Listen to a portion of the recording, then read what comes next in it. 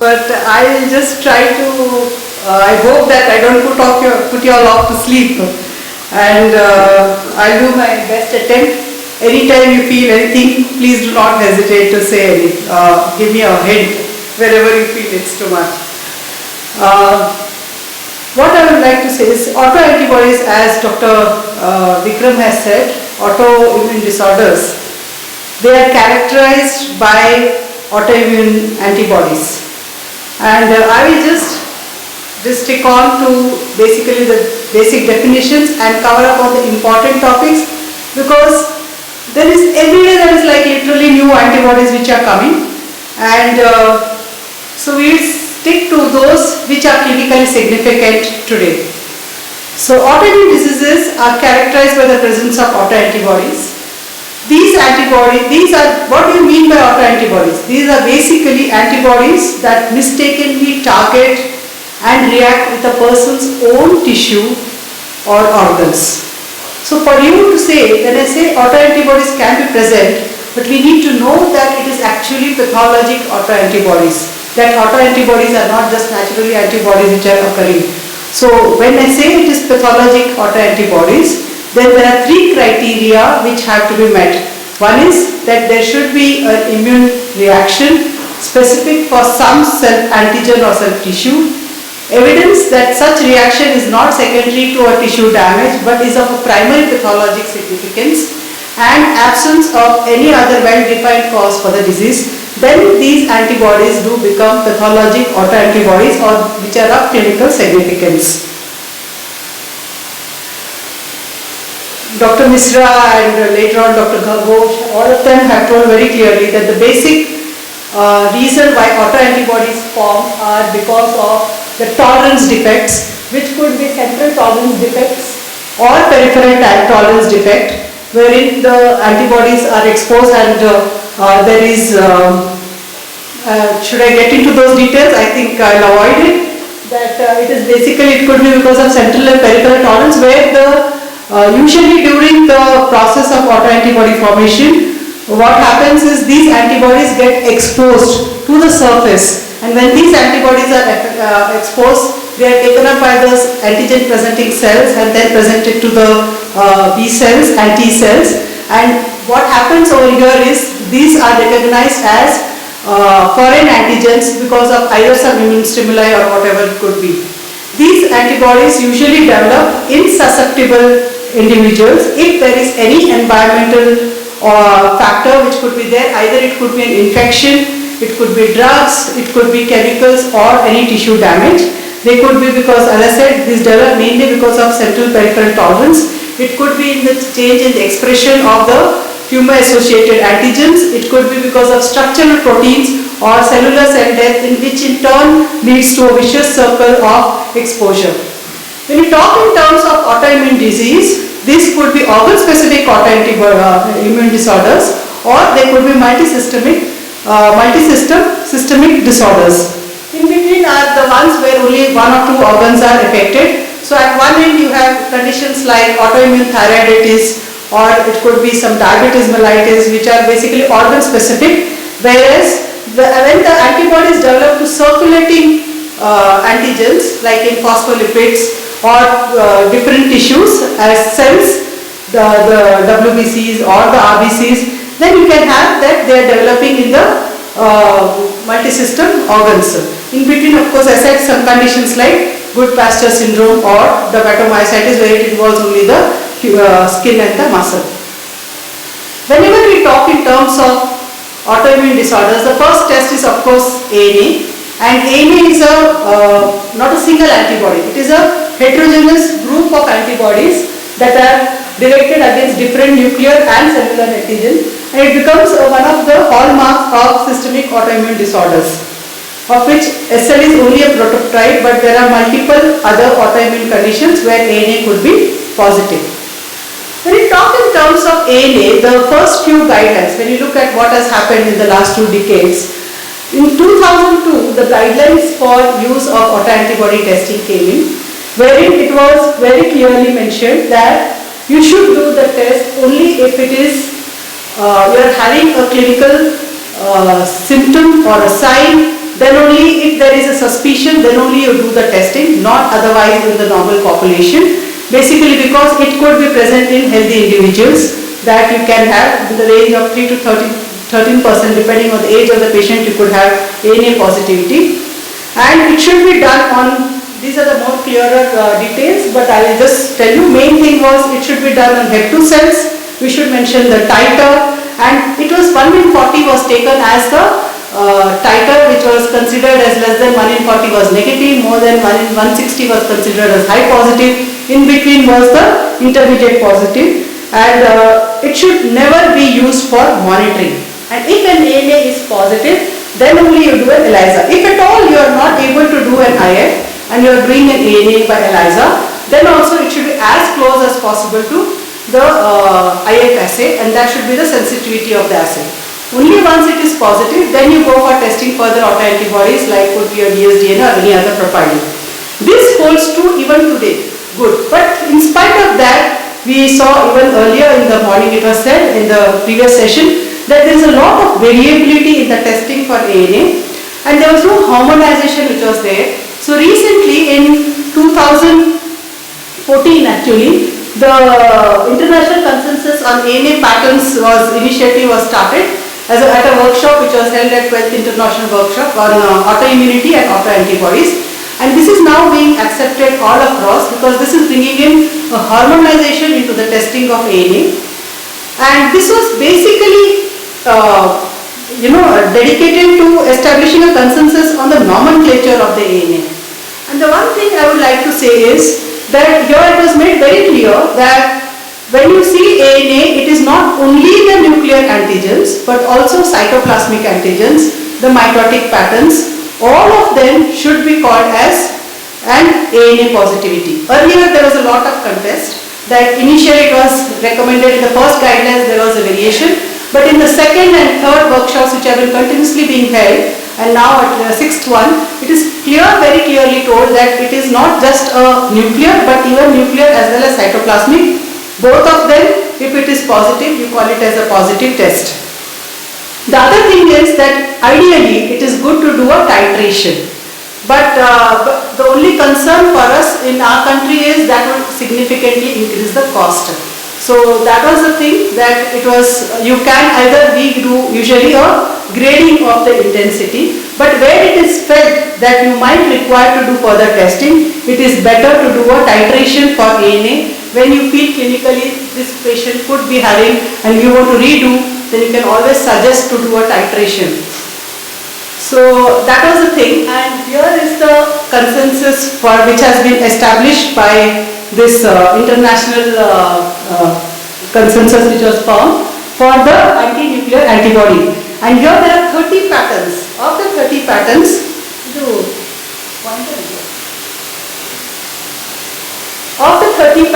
of course 0 is negative.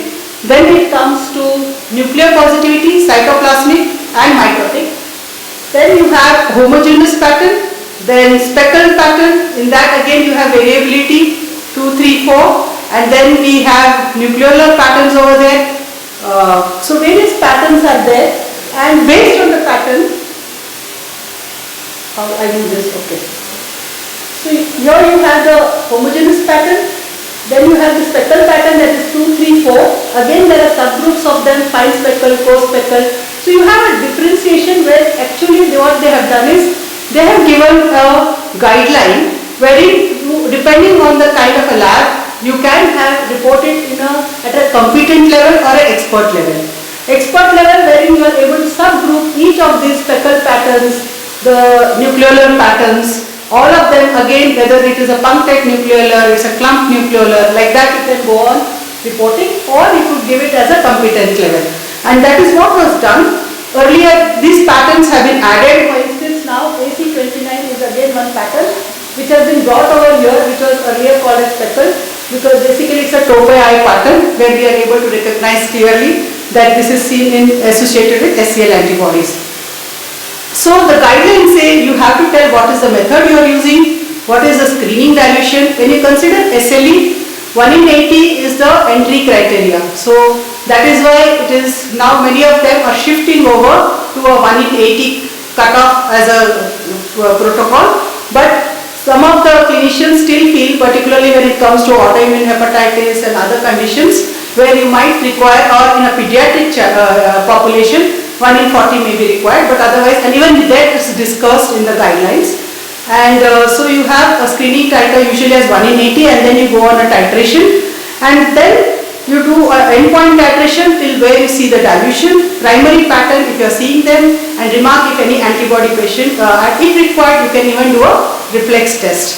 So very clearly you are also seeing that why is it important, why not do an ANA by an ELISA and why do by IF? It's basically because you are able to see the entire cell, you are able to see the nuclei, you are able to see the cytoplasm, you are able to see the milieu of the entire place, and you are able to see various patterns. So when you say homogeneous pattern, usually it is associated with dsDNA, nucleosome histones, which are very commonly seen with lupus. Whereas when you say speckled, it could be because of, depending on whether it is a fine speckled or a coarse speckled, and there is something called as dense fine speckled, which was again, which had come up a few years back, it was described, and it was noticed that this dense fine speckled usually does not actually have much of a, not very commonly seen, very rarely seen in lupus or Sjogren's, and could be very commonly seen in normal individuals. Then you have fine and coarse speckled. Fine speckled is usually associated with SSA antibodies, SSB antibodies, PIF antibodies, usually indicates that these are positive in, we know very well SSA, SSB are present in Sjogren's syndrome, could also be positive in lupus. Then similarly your large coarse pattern, then here it is U1-RNP or HNRNP or RNA polymerase, which are usually associated with mixed connective tissue disorders, SLE and scleroderma. Centromere pattern, one of the very nice common patterns, very well associated, correlates even with the blot acids. Similarly, you have multiple nuclear dots or few nuclear dots, which are seen usually in the lupus also, as well as in polymyositis and dermatomyositis syndromes. Nuclear pattern again could be seen with both scleroderma as well as some of the other conditions like primary biliary cirrhosis and other conditions you will find them.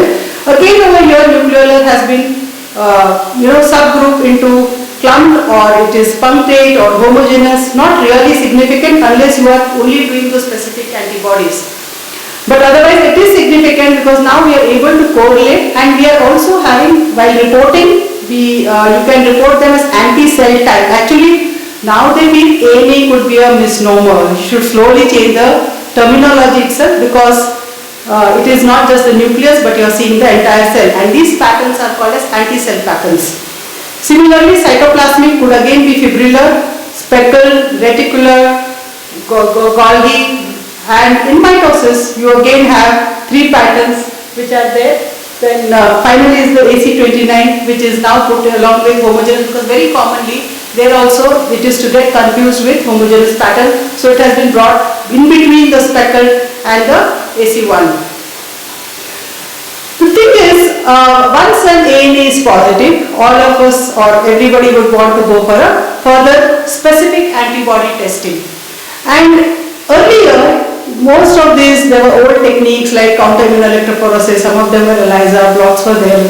So now, most of the assays which are there are multiplex assays, and these are either line immunoassays, microarrays, flow cytometric assays, mass spectrometry, automated enzyme immunoassays, and chemiluminescence assay at times. The advantage of these multiplex assays is that you require less volume, less cost, quick turnaround times, very easy, you get a differentiation of the antibodies. And the one thing is, in all this autoimmune, it is not like one condition is associated with one antibody only. One condition can have multiple antibodies. Similarly, one antibody can be associated with different conditions.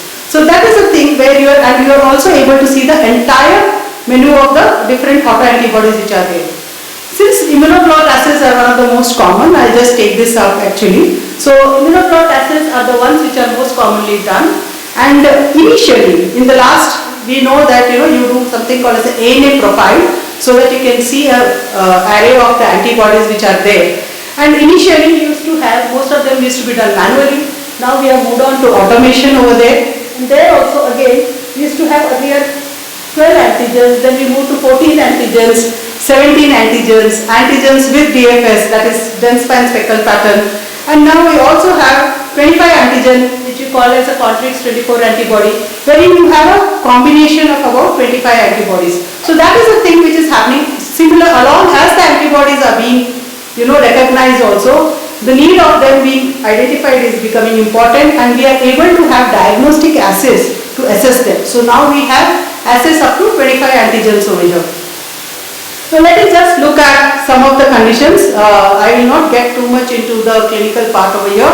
We know that SLE is a multi-system autoimmune disorder, and the immunological criteria is presence of either a dsDNA or by an ELISA or an anti-SN or a positive, what happened?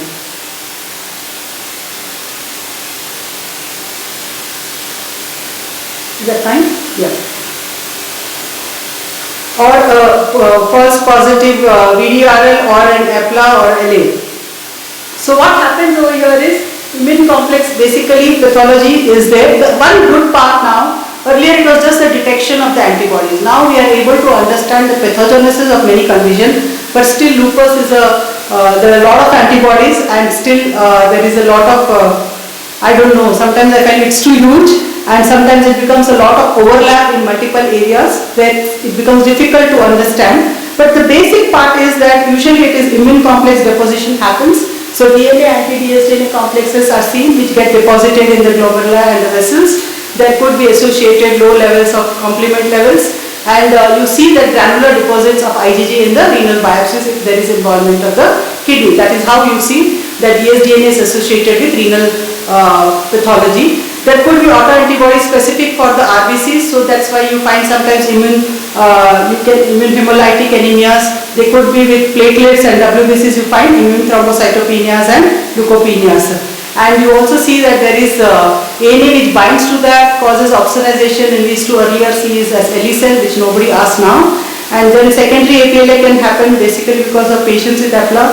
There will be thrombosis, abortions, and sometimes you could have antibodies reacting to the neurons or receptors of neurotransmitters which cross the blood-brain barrier, and the cytokines also play a role, thus causing neuropsychiatric manifestations. When it comes to SLE, there are about more than 200 autoantibodies which have been described to date actually, and just looking at few of them. So the disease specific which we use usually for diagnosis very commonly are the dsDNA, the SN, the ribosomal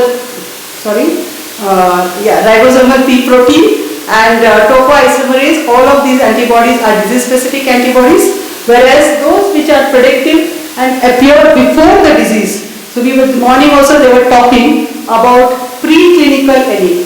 So I think preclinical SLE we still haven't been doing anything, but there are so many antibodies which are found, like SM antibodies, the centromere P, cardiolipins, Rho52 and ribosomal P protein.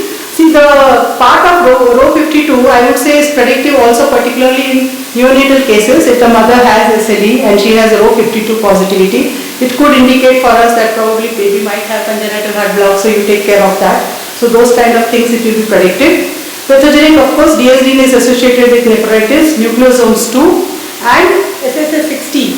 That is, so that will be the one which will be associated with neonatal lupus. Just now I spoke about it. And there is little confusion, but there are a few studies which say that RNP70 and centromere P could have a protective role. So that was what it is, and as I said, because I have already described that Sjogren's will have SSA and mixed connective tissue diseases will have RNP and so on, which we discussed then. Now we'll just look at some of the specific conditions like myositis, scleroderma. So when it comes to here, there is a lot of new things which have come, and it has really changed the way you are looking at these conditions, and it's becoming like a different entity on its own. So idiopathic inflammatory myopathies is a heterogeneous group of chronic inflammatory striated muscle disorders which are characterized by proximal muscle weakness with or without cutaneous manifestation. And clinically they have categorized them as pure dermatomyositis, necrotizing autoimmune myositis, pure polymyositis, inclusion body myositis, and overlap myositis. So autoantibodies are present in about quite a good number over here, up to 89% cases you can have presence of autoantibodies. These have been again classified as myositis specific antibodies and myositis associated antibodies. So there is a huge group. In 2000 when this article was published, you had this group where it was anti-synthetase antibodies, non-anti-synthetase antibodies and anti-nuclear, and then finally the non-myositis specific or the myositis related antibodies. So the anti-synthetase antibodies were the ones which are very commonly associated with ILD and particularly the JO1, whereas the non-JO1 did not have that bad a prognosis. So now if you look at this, this is the timeline which shows that so many antibodies have come up in the last decade itself, that now there are new ones which have come up like anti-SAE antibodies, anti-NXP2, MDA5, HMG co-reductase antibodies and CN1A antibodies. If you look at the profile also, when we were doing earlier, this is how it was. We used to have only around 10 or 11 antibodies which were there. Now we have shifted over to a extended myositis profile, which is where we doing about 16 antibodies over here. So this is a particular case where V2A and B are both positive, I think so. So why is it important? Because the thing is, when you look at these antibodies, the anti-synthetase antibodies, JO1, PL7, whatever we saw right now, these are called as anti-synthetase syndrome antibodies, usually have the typical symptoms of Raynaud's phenomenon, ILD and the mechanics hands. Whereas the Me2 antibodies, these will usually have a classic dermatomyositis and there will be a very mild form of a disease. Whereas in anti-SAE, again it is a cutaneous manifestations, but the patient might have symptoms of dysphagia. Anti-MDA5 antibodies, these are basically antibodies against the innate antiviral response and they will usually cause the amyopathic dermatomyositis or with cutaneous manifestations, ILD risk and a very poor prognosis. So when you see MDA5, then you know that the prognosis is not that good.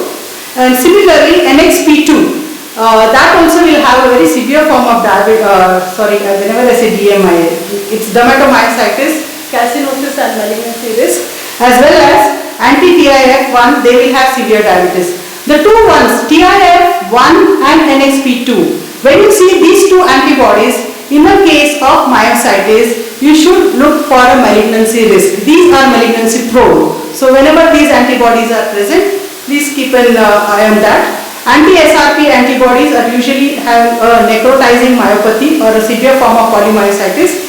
And now the one which is very interesting, we are looking, probably will take up a study on this soon because one of the ELISA kits is currently coming in. There is HMG co-reductase which causes necrotizing myopathies and it has been associated with statins. So that is how, so it is not, when you are doing a diagnosis of myositis, inflammatory myositis I should say, autoimmune. So at that time, it is you are just not looking at whether the patient has myopathy with cutaneous manifestations, without cutaneous manifestations, which are the ones which are going to have mild form, which are the ones which are going to have severe form, which are the ones which are associated with malignancy. So you are looking at it completely and you are looking at the, not just the diagnosis, organ involvement, prognostic.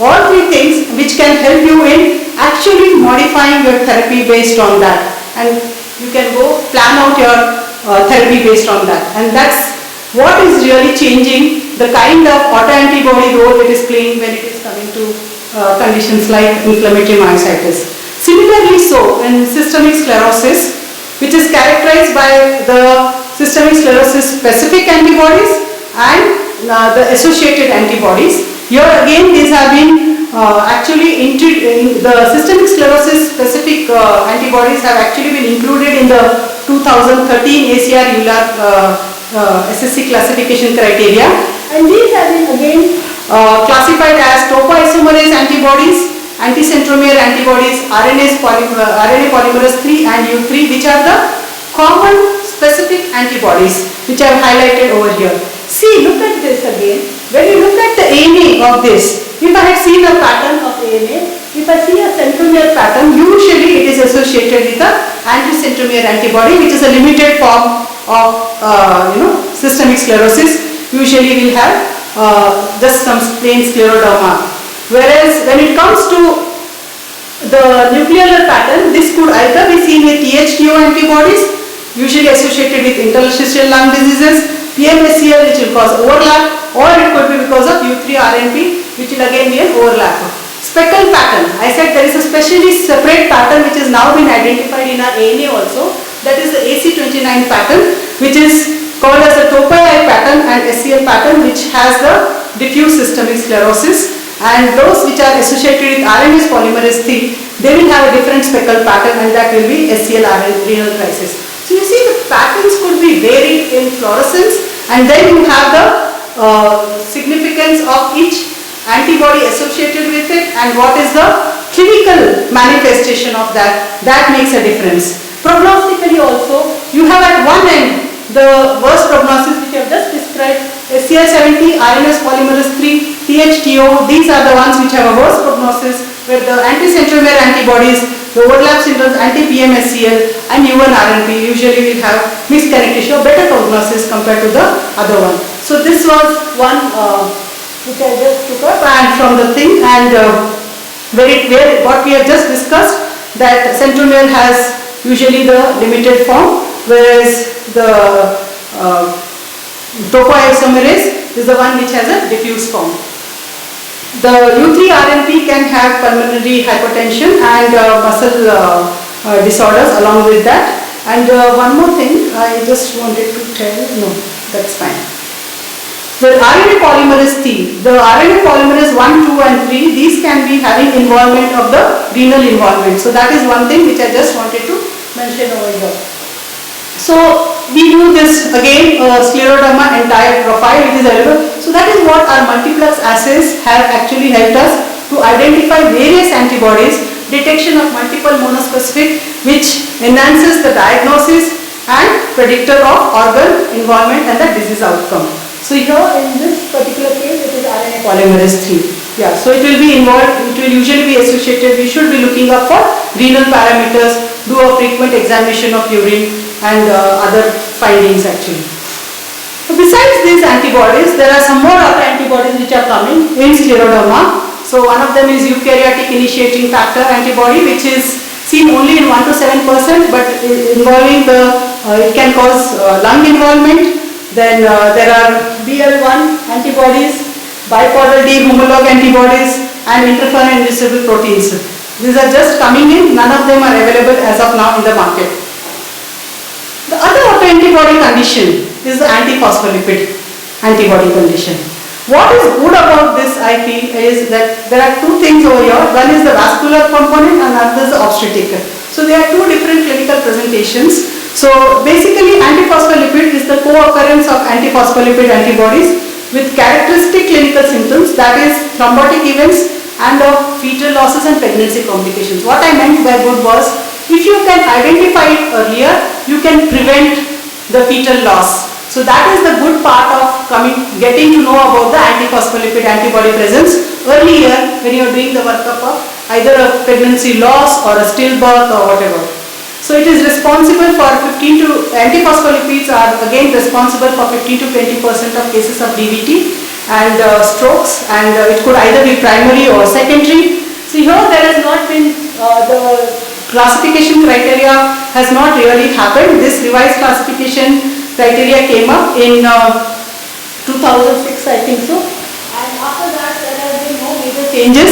So you have to have one major clinical criteria or one of the lab criteria for it to be present. Only thing I could say is you should, for lab criteria, you should have lupus anticoagulant, anticardiolipin IgG, IgM or IgA, any one of them can be done, and beta 2 IgG, IgM.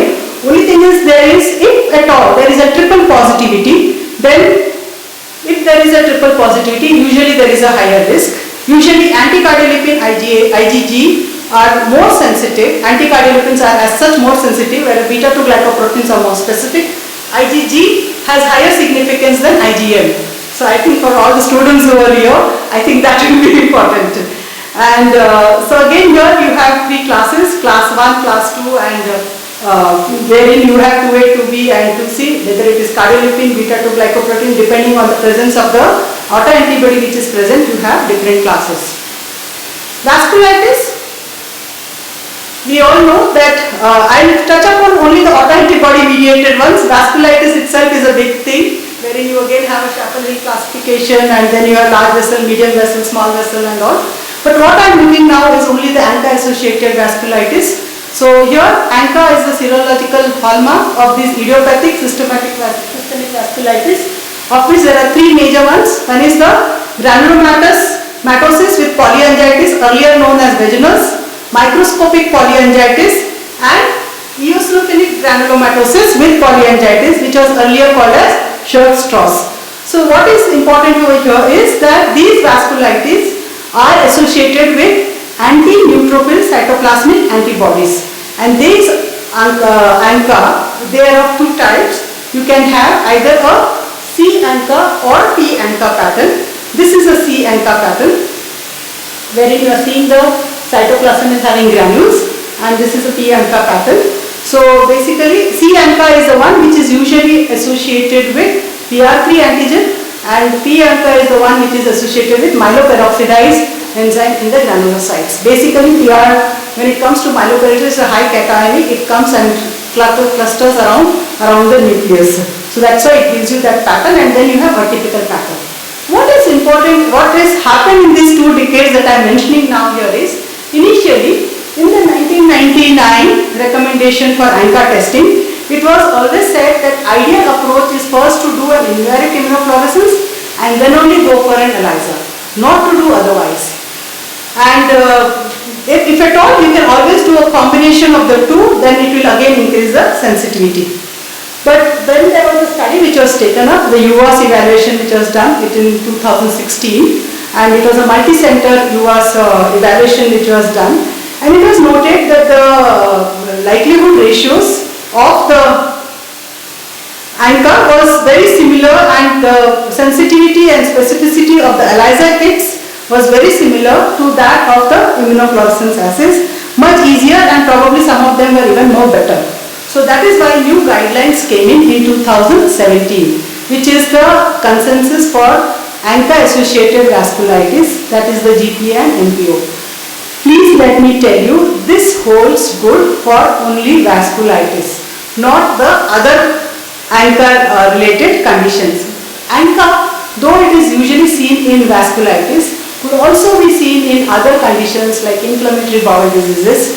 So in those conditions, this criteria does not really apply. So here they say that you do a gating policy for the ANCA testing, advisable, and adhere to the clinical guidelines. High quality antigen specific proteinase 3 and MPO should be used as the primary screening assay. When you are thinking of vasculitis, prefer to go for a high and quality antigen specific, that is high sensitivity, high specificity assay, which is actually for PR3 and MPO, rather than going first from doing an IFA.